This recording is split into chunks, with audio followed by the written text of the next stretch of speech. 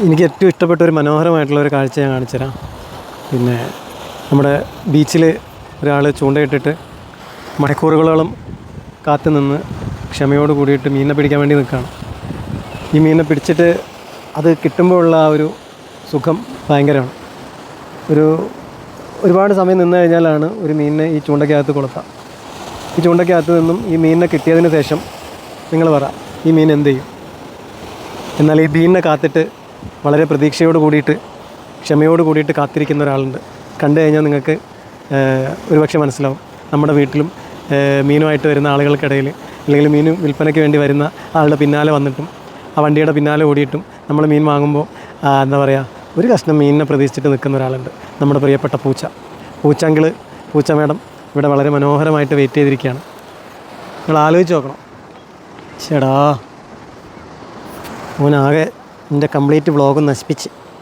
സാരില്ല, വ്ളോഗ് മുഴുവനാക്കാനുള്ള ഒരു അവസരം കിട്ടിയിട്ടുണ്ട്.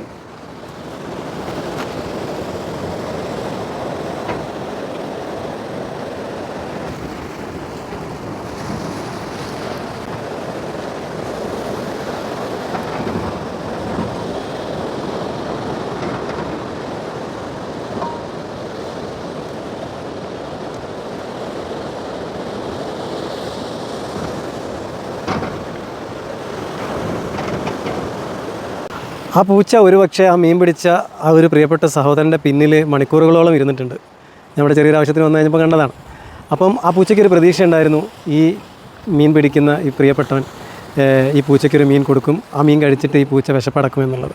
പക്ഷേ ആ പൂച്ചയുടെ പ്രതീക്ഷ ഒട്ടും ആ ഒരു എന്താ പറയുക, നല്ല മനുഷ്യൻ പ്രതീക്ഷയ്ക്ക് എടുത്തില്ല. മീൻ പിടിച്ച് ആകെ ആ കവറിനകത്ത് 4-5 ചെറിയ മീൻ മാത്രമേ കിട്ടിയിട്ടുള്ളൂ.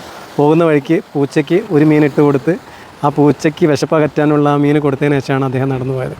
അപ്പോൾ ആ പൂച്ചയുടെ പ്രതീക്ഷ അദ്ദേഹം ആ മീൻ കൊടുക്കുമെന്നുള്ളതും ഇന്നത്തെ ആ ഒരു വിശപ്പ് തീർക്കാൻ ഇദ്ദേഹത്തിൽ നിന്നാണ് ആ ഒരു മീൻ കിട്ടുക എന്നുള്ളതും ആ പൂച്ചയുടെ പ്രതീക്ഷയാണ്. അതുപോലെ തന്നെയാണ് നമ്മളെയൊക്കെ കാത്തിട്ട് ഒരുപാട് പേര് നമ്മളെയൊക്കെ ഒരുപാട് പ്രതീക്ഷകളോടെ കാത്തിരിക്കുന്നുണ്ട്. ആ പ്രതീക്ഷകൾക്ക് മങ്ങലേൽപ്പിക്കാതിരിക്കുക.